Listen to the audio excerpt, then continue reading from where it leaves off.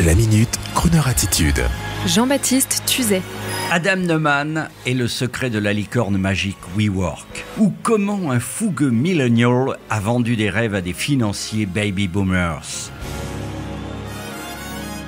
Au moment où tout le monde se demande comment on va se relever de la crise Covid-19, je me permets de vous dire un mot sur les licornes. Non pas les jolies peluches roses et blanches des petites filles gâtées.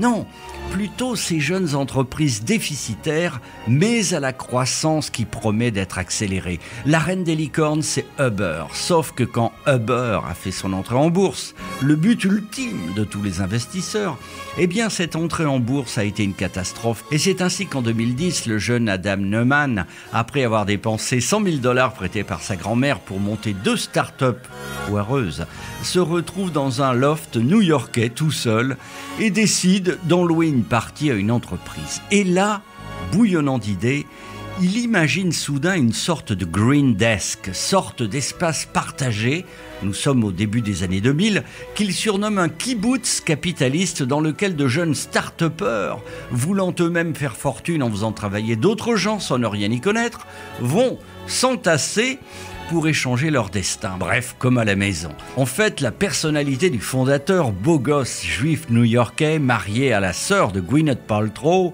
inarrêtable, toujours sûr de lui à l'image d'un Donald Trump jeune, font que les investisseurs savaient que même si WeWork reposait sur une simple idée, grâce à ce jeune homme, hélas un peu trop dépensier, ils arriveraient cependant à faire une belle entrée en bourse de sa société pour ensuite discrètement disparaître avec leurs bénéfices. Hélas, le jour où l'entrée en bourse de Uber laissa apparaître au grand jour le point faible des licornes, à savoir une rentabilité faible ou inexistante et des bilans catastrophiques, ces mêmes investisseurs ont pris panique, d'autant plus que le jeune fondateur de WeWork, se prenant soudain au jeu d'être un génie, s'est mis entre-temps à diversifier son activité avec de nouvelles idées aussi saugrenues ou communes les unes que les autres, du style piscine à vagues, fabrique de lait au curcuma et surtout un train de vie digne de Gatsby le Magnifique, propriété, yacht, voiture de luxe, jet privé. Et puis suite à l'opération boursière ratée, n'apparaissent soudain que des défauts, des dettes, des erreurs de gestion. La mégalomanie du jeune fondateur, la licorne, est droguée. Elle tape de sa corne sur les baies vitrées des banques, des milliers d'employés sur le carreau. Le rêve du jeune Adam Neumann est terminé. Des dizaines de milliards de dollars envolés, vente de son jet privé, méditation. Il est déjà loin le temps où Adam enflammait ses employés lors de ses summer camps estivaux et arrosés, en scandant dans le micro façon Leonardo DiCaprio dans Le Loup de Wall Street. Nous allons rendre le monde meilleur et en faisant cela, nous ferons de l'argent quand même. Ainsi va le monde. Et peut-être que le coronavirus ne sera pour ce système qu'un simple cachet d'aspirine.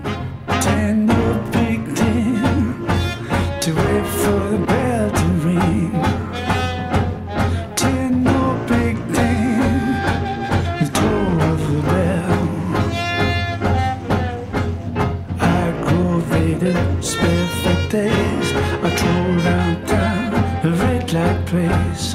Jump up, bubble up, what's in store? Love is the drug and I need the score. Showing up, hitting one. Boy meets girl when the beat goes on. Stitched up tight, can't shake free. Love is the drug, got a hook on me. Get that buzz. Love is the drug you're thinking of. Can't you see? Love is the drug for me.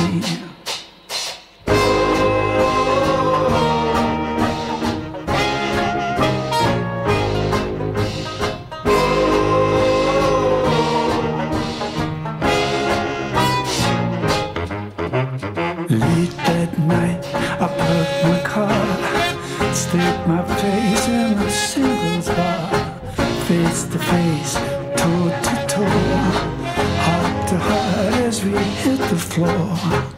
Lumber up, limbo down, the lock embrace, the stumble round.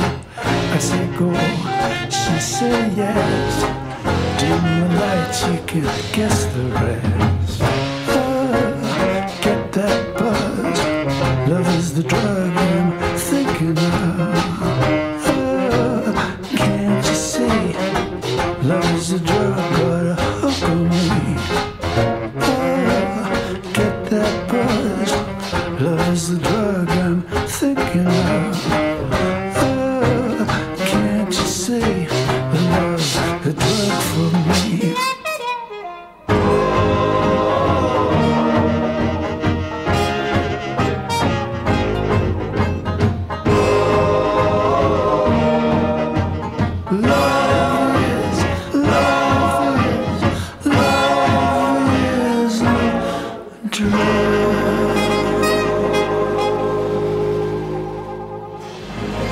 Retrouvez la Minute Crooner Attitude de Jean-Baptiste Tuzet en podcast sur lecrooner.fr.